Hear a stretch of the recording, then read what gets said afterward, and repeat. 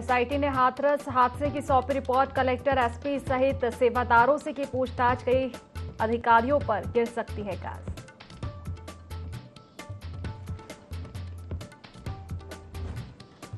लखनऊ में सीएम योगी आदित्यनाथ ने की लोक निर्माण विभाग की समीक्षा। बोले 7 साल में प्रदेश की रोड कनेक्टिविटी में हुआ विस्तार। असुरक्षित ब्रिज पर बंद किया जाए यातायात।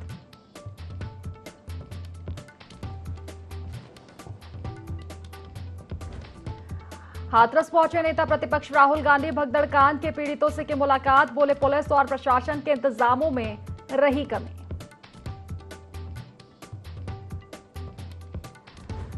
हाथरस में भगदड़ कांड के पीड़ितों को दी गई आर्थिक मदद। बांटे गए चेक। सांसद अनूप वाल्मीकि, विधायक अंजुला माहौर ने रहे मौजूद।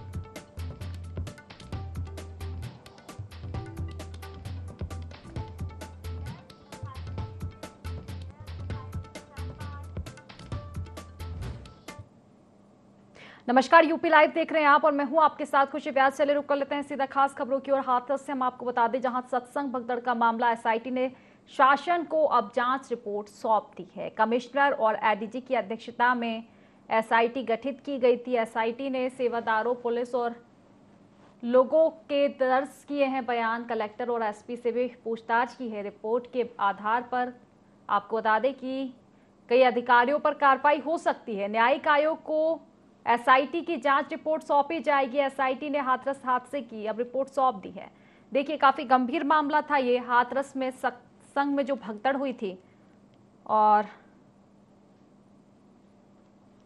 एसआईटी ने शासन को अब जांच रिपोर्ट सौंप दी है। कमिश्नर और एडीजी की अध्यक्षता में एसआईटी गठित की गई। एसआईटी ने सेवादारों, पुलिस और लोगों के बयान दर्ज किए हैं। कलेक्टर और एसपी से भी पूछताछ की गई है। तो सत्संग भगदड़ का जो मामला था उसको लेकर अब एसआईटी आपको बता दें कि जांच सौंप चुकी है। जांच को लेकर अब क्या कुछ कार्रवाई सामने आती है, देखने वाली बात होगी।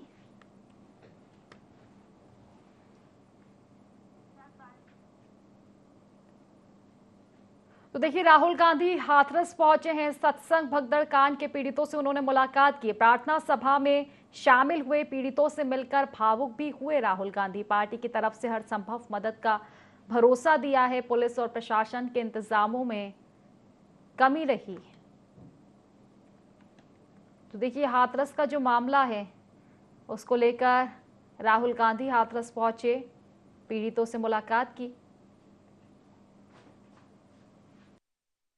दुख की बात है, बहुत परिवारों को नुकसान हुआ है, काफ़ी लोगों की मृत्यु हुई है, तो दुख की बात है। मैं इसको राजनीतिक प्रिज्म से नहीं कहना चाहता हूँ, मगर प्रशासन की कमी तो है जी, और गलतियाँ तो हुई हैं, फोन थोड़ा साइड करिए, तो ये पता लगाना चाहिए। और शायद सबसे ज़रूरी बात कि कॉम्पनसेशन सही मिलना चाहिए, क्योंकि ये गरीब परिवार है, मुश्किल का समय है इनके लिए, तो कॉम्पनसेशन ज़्यादा से ज़्यादा। और मैं यूपी के चीफ मिनिस्टर से विनती करता हूँ कि दिल खोल के कॉम्पनसेशन करें। उन्नाव में मुहर्रम और जगन्नाथ यात्रा को लेकर पुलिस अलर्ट मोड में नजर आ रही है। आगामी पर्व को लेकर एसपी सिद्धार्थ शंकर मीणा ने एसपी नेब सीओ और पुलिस फोर्स के साथ भीड़भाड़ वाले इलाकों में गश्त की। संवेदनशील स्थानों, बाजारों में पुलिस की पैदल गश्त हुई। सदर कोतवाली क्षेत्र के प्रमुख चौराहों पर पुलिस की चहलकदमी भी रही।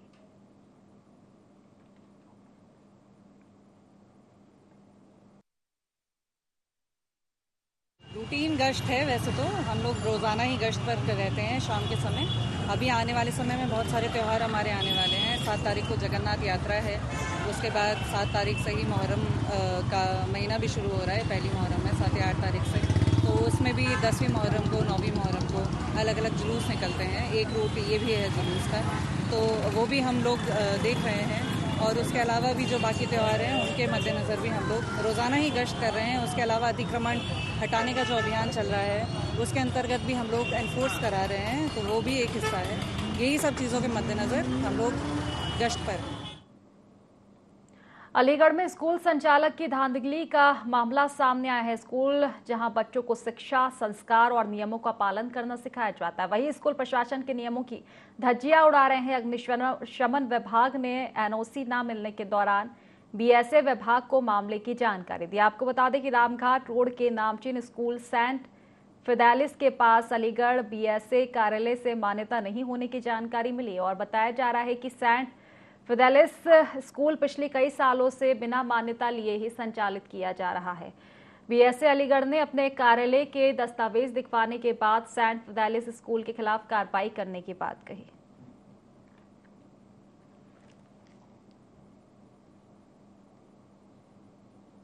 अभी मुझे संज्ञान में आया है कि लगभग शहर के नामी प्रतिष्ठित 4-5 स्कूल जो हैं उनके अग्निशमन यंत्र की जो मानक थे, जो तय सीमा थी, उससे अधिक में वो चल रहे हैं और उनको उसका रिन्यूअल कराना था, सही कराना था, नहीं कराए हैं। अभी राम घाट पर सेंट फेडरिस स्कूल के बारे में मुझे संज्ञान में आया है कि वो बिना मान्यता के चल रहा है। कक्षा 1 से 8 तक की उसकी मान्यताएं नहीं हैं। हमने अपने अभिलेखों में भी परीक्षण कराया तो ये पता चला कि उनको नोटिस दी गई, उनकी मान्यता नहीं।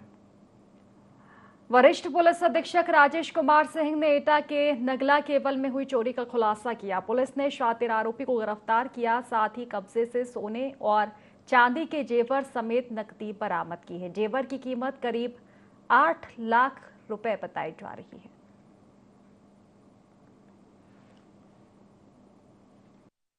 थाना कोतवाली देहात में एक बहुत बड़ी चोरी की घटना हुई थी और उसका इंटेलिजेंस और सर्विलांस और कोतवाली देहात की टीम ने आज अनावरण किया है। बड़ा सफल अनावरण हुआ है और इसमें 8 लाख से अधिक कीमती का गोल्ड बरामद हुआ है, चांदी बरामद हुआ है, 10,000 के आसपास कैश भी बरामद हुआ था। ये बदमाश 3 बदमाश जा रहे थे चोरी के माल को बेचने के लिए। 7 बदमाश में से 5 बदमाश तो उसी गांव के हैं जिस गांव में चोरी हुई थी। उस दिन फौजी परिवार था नहीं, घर बंद था और इन लोगों ने मौका देख करके चोरी कर लिया था और शेष अभियुक्तों को गिरफ्तार कर उनसे भी अभी जो उनके पास हिस्से में माल आया है उसकी बरामदगी करनी है। उन्नाव में दबंगों के हौसले बुलंद है। हालात ये है कि दबंग पुलिस पर भी हमला कर रहे हैं। ऐसा ही एक मामला आसीवन थाना क्षेत्र से सामने आया, जहां दबंग को पकड़ने पहुंचे सिपाही को दबंग ने छत से नीचे फेंक दिया, जिससे सिपाही घायल हो गया। यहां से पुलिस ने 2 हमलावरों को भी गिरफ्तार किया है। तो दबंगों के हौसले बुलंद नजर आ रहे हैं। उन्नाव में दबंग पुलिस पर भी अब हमला करते हुए नजर आ रहे हैं। आसीवन थाना क्षेत्र से ये पूरा मामला सामने आया है। दबंगों के हौसले बुलंद आए हैं।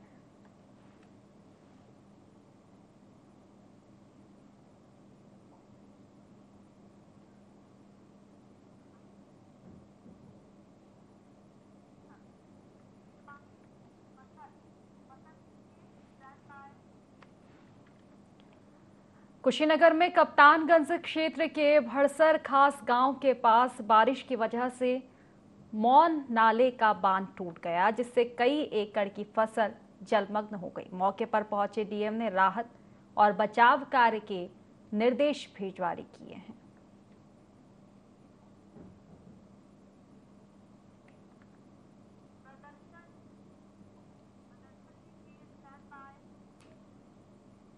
हरदोई में शोषण के खिलाफ ग्राम प्रहरियों ने प्रदर्शन कर एसपी केशव चंद्र गोस्वामी को ज्ञापन सौंपा, जिसमें ग्राम प्रहरियों को नियमित करने, सफाई कर्मचारियों की तरह वर्दी न देने सहित अन्य मांगे की गई। इसके साथ ही ग्राम प्रहरियों ने मांग पूरी न होने पर धरना प्रदर्शन करने की भी चेतावनी दी।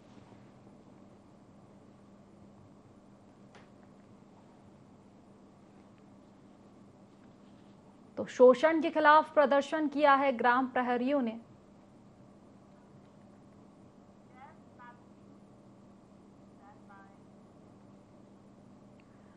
तो हाथरस में भगदड़ कांड के पीड़ितों को आर्थिक मदद दी गई है। पीड़ितों को आर्थिक सहायता चेक बांटे गए। सांसद अनूप वाल्मीकि, विधायक अंजुला माहौर और प्रशासनिक अधिकारी इस दौरान मौजूद रहे। हर संभव मदद का भरोसा भी इस दौरान उन्होंने दिया है। तो हाथरस में जो भगदड़ सामने आई थी उसके पीड़ितों को आर्थिक सहायता अब दी गई है।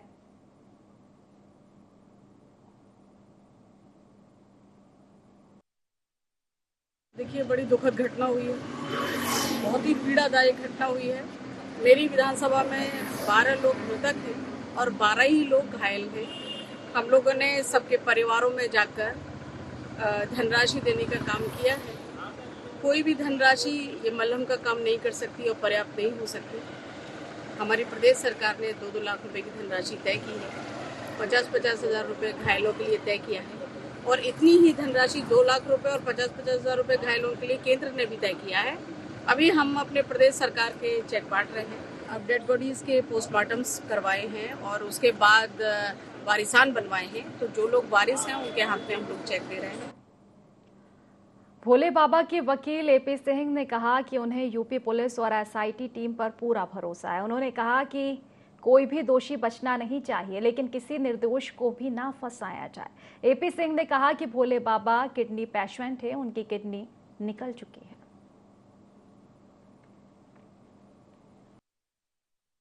दुख के साथ कहना पड़ रहा है 121 के लगभग मौतें हुई और उस मौत के बाद भी अभी इलाज चल रहा है। दीनदयाल उपाध्याय हॉस्पिटल में जो इंजर्ड थे उनकी व्यवस्थाओं को देखा। 17 लोगों की मौत अलीगढ़ में हुई है, हाथरस में भी हुई है, जनपदों में डिफरेंट अलग अलग हुई हैं। उसके बाद फिर घटना स्थल पर आया, घटना स्थल पर देखा। आप लोग मीडिया के हैं, चौथा स्तंभ है, मजबूत स्तंभ है। आपसे हम आशा करते हैं ऐसी कि आप सच्चाई को दिखाएं, बताएं। जनता देख रही है, ये बड़ा हादसा है देश के लिए। और आईएएस आईपीएस रिटायर्ड कमेटी बना दी गई है, कमीशन। वो कमीशन इसकी निगरानी करेगा और जांच करेगा। बाबा का बुलडोजर नाम जुबान पर आते ही जो बात समझ में आ जाती है वो ये है कि सरकारी जमीन पर कब्जे को हटाने की कार्रवाई। लेकिन प्रदेश में पिछले कुछ दिनों से अधिकारियों के शिथिल रवैये के चलते बाबा के बुलडोजर की कार्रवाई बीते दिनों की बात हो गई है। आपको बता दें कि हाल ही में अवैध खनन को लेकर मुख्यमंत्री ने कड़े तेवर अपनाते हुए अधिकारियों को कठोर कार्रवाई के आदेश दिए थे। लेकिन बीती कुछ घटनाओं को देखते हुए ऐसा लग रहा है कि मुख्यमंत्री के आदेश को अधिकारी ठेंगा दिखा रहे हैं। इसी क्रम में पडरौना तहसील क्षेत्र के जंगल सिंगापट्टी से आए मामले पर ये देखिए खास रिपोर्ट। कुशीनगर के पडरौना तहसील क्षेत्र से मामला सामने आया है, जहां सीलिंग की जमीन पर अवैध रूप से बालू का खनन कराया जा रहा है। अवैध रूप से कराए जा रहे बालू खनन का वीडियो सोशल मीडिया पर तेजी से वायरल हो रहा है। वीडियो जब मीडिया की सुर्खियों में आया तो आनन फानन में ग्राम प्रधान प्रतिनिधि कार्रवाई से बचने के लिए संबंधित अधिकारियों को गुमराह कर दिया और इसे मानसरोवर पोखरे का निर्माण बता दिया। लेकिन जब ग्रामीणों ने इस मामले की शिकायत अधिकारियों से की तो चौंकाने वाला मामला सामने आया। स्थानीय लोगों ने इसकी छानबीन की तो पता चला कि उक्त भूमि 508 घ है, जो सीलिंग के नाम पर दर्ज है। अब सवाल ये उठता है कि बिना प्रस्ताव के कैसे जमीन में पोखरा या किसी भी प्रकार का निर्माण कार्य हो सकता है। वही इस तरह की जमीन पर कई पुश्तों से घर बनाकर जीवन यापन कर रहे हजारों लोगों के खिलाफ बाबा का बुलडोजर चलाकर जिला या तहसील प्रशासन घर खाली करा रहा है और ग्राम प्रधान प्रतिनिधि भीम सिंह की मनमानी के खिलाफ शिकायत दर्ज होने के बाद भी अब तक कोई कार्रवाई क्यों नहीं की गई। वहीं इसके लिए तहसील प्रशासन पर लापरवाही का आरोप भी लग रहा है, जिसे लेकर लोकसभा चुनाव 2024 के पहले ग्रामीणों ने मीडिया से बात भी की थी। हमारे गांव के प्रधान जी जो इस समय अमृत सरोवर खुदवाए हैं, बालू निकलना चालू कर दिए। बालू जब निकलना चालू कर दिए, खंडहर हो गया। खंडहर होने के बाद से उन्होंने सोचा कि अपने बीच बचाव के लिए चारों ओर से बांध बनवा दिए, इसको अमृत सरोवर का नाम दे दिए। पोखरा में जो बालू खनन होने लगा तब प्रत्येक टाली से 3,000 से 4,000 रुपया लेकर के बेचना चालू कर दिए। यह बांसी मेला धाम की जमीन है, हजारों बरस पूर्व से मेला लगता आ रहा है और आज भी मेला लग रहा है। करोड़ों लाखों की भीड़ होती है, बहुत दूर दूर से श्रद्धालु आते हैं।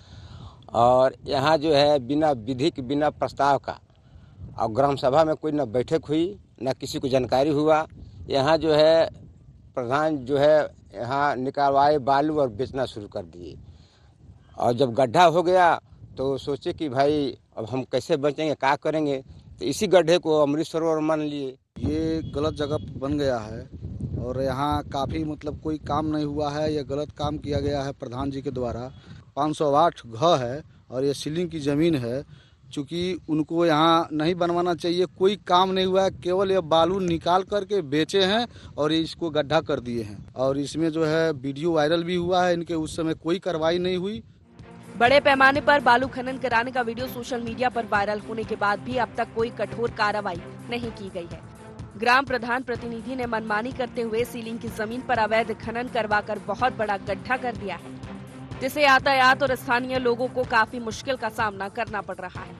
वहीं जमीन पर सालों से पौराणिक बांसी मेला का आयोजन होता आ रहा है, लेकिन अब इस मेले का अस्तित्व भी खत्म हो जाएगा। और इस मामले पर खनन अधिकारी से पूछा गया तो उन्होंने बताया कि मामले की जांच कर उचित कार्रवाई की जाएगी।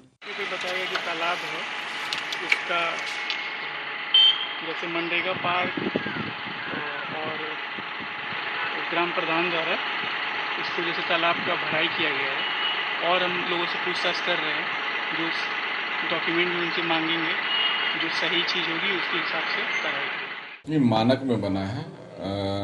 जमीन की प्रकृति को लेकर विवाद की स्थिति आ रही है, उसको दिखवा लिया जाएगा और जो सही होगा उसको कराया जाएगा। पारदर्शी और भ्रष्टाचार मुक्त सरकार की बात करने वाले मुख्यमंत्री योगी आदित्यनाथ के दावे में भ्रष्ट अधिकारी कैसे पलीता लगा रहे हैं, इसकी तस्वीर कुशीनगर के बिशुनपुरा ब्लॉक में देखने को मिल रही है, जहां सीलिंग की जमीन पर पोखरे के नाम पर अवैध निर्माण कराया जा रहा है। बता दें कि इस पूरे मामले पर ग्रामीणों का आरोप है बिशुनपुरा ब्लॉक के खंड विकास अधिकारी सब कुछ जानकारी होते हुए भी दोषियों के खिलाफ कार्रवाई करने की जगह सिर्फ झूठी बयानबाजी करके उच्चाधिकारियों की आंखों में धूल झोंक रहे हैं।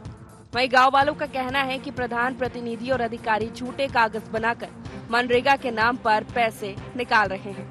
Bureau report IND 24। चलिए लखनऊ से आपको खबर बता दें, जहां सीएम योगी ने लोक निर्माण विभाग की समीक्षा की है। समीक्षा बैठक में सीएम योगी आदित्यनाथ ने कहा कि 7 साल में प्रदेश की रोड कनेक्टिविटी में विस्तार हुआ है।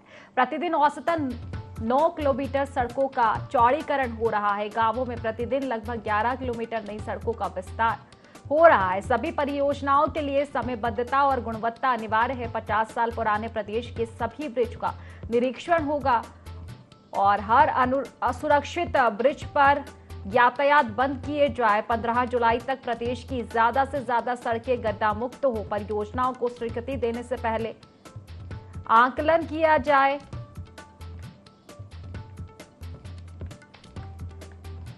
तो सीएम योगी ने लोक निर्माण विभाग की समीक्षा की है। समीक्षा बैठक में सीएम योगी ने कहा कि 7 साल में प्रदेश की रोड कनेक्टिविटी में विस्तार हुआ है। प्रतिदिन औसतन 9 किलोमीटर सड़कों का चौड़ीकरण हो रहा है। गांवों में प्रतिदिन लगभग 11 किलोमीटर नई सड़कों का विस्तार हो रहा है।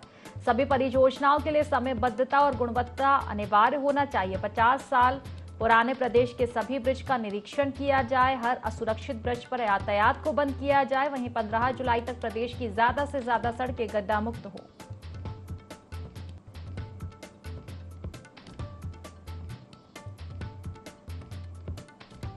तो लोक निर्माण विभाग की समीक्षा बैठक सीएम योगी आदित्यनाथ ने की है। अधिकारियों से चर्चा की और तमाम दिशा निर्देश दिए गए।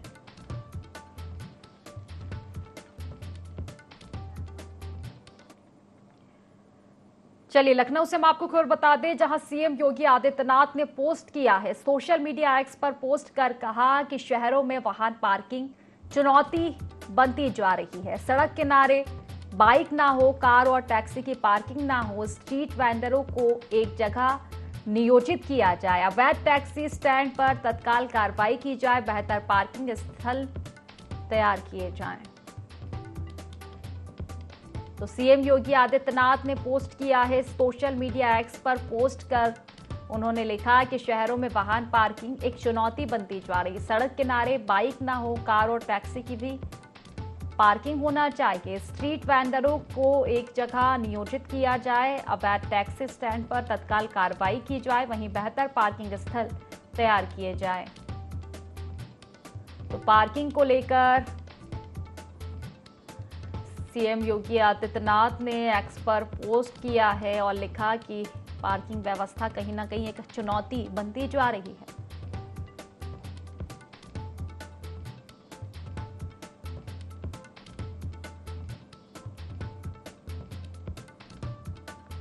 तो वाहन पार्किंग जिस तरह से चुनौती बनती जा रही है, इसी को लेकर सीएम योगी आदित्यनाथ ने एक्स पर पोस्ट किया है।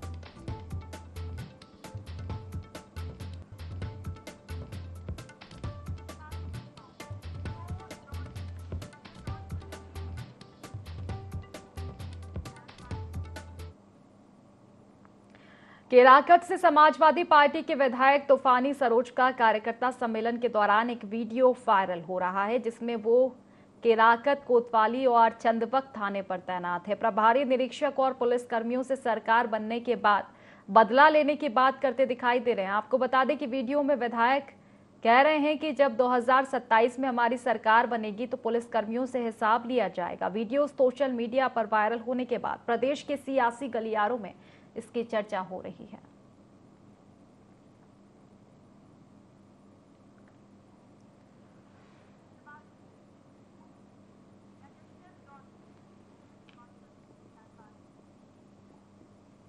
यूपी सरकार गैंगस्टर को लेकर सख्त है। इसके तहत अपराधियों की संपत्ति कुर्क की जा रही है। इसी कड़ी में जौनपुर पुलिस और प्रशासन ने गैंगस्टर सलमान और फैजान के खिलाफ गैंगस्टर एक्ट के तहत कार्रवाई करते हुए अवैध रूप से अर्जित की गई संपत्ति को जब्त किया है। जब्त की गई संपत्ति की कीमत 1 करोड़ रुपए बताई जा रही है।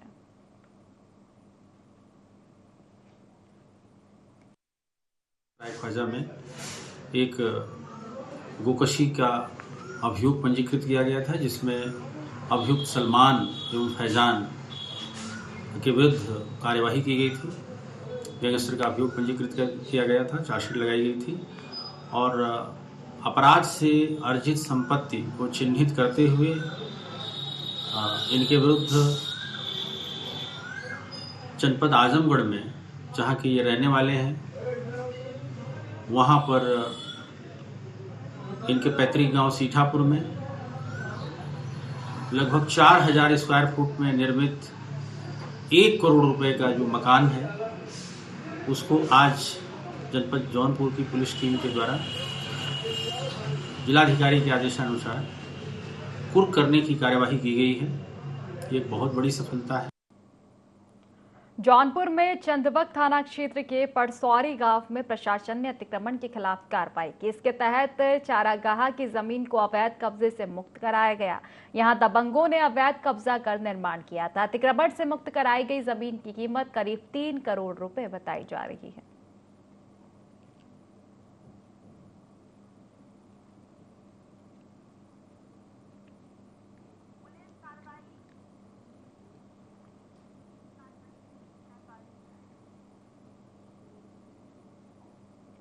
मैनपुरी की करहल पुलिस ट्रैक्टर चोर गिरोह का पर्दाफाश करते हुए गिरोह के 2 सदस्यों को गिरफ्तार किया है। आरोपियों को आगरा लखनऊ एक्सप्रेसवे से गिरफ्तार किया गया। पकड़े गए आरोपियों से चोरी की ट्रैक्टर भी बरामद की गई है।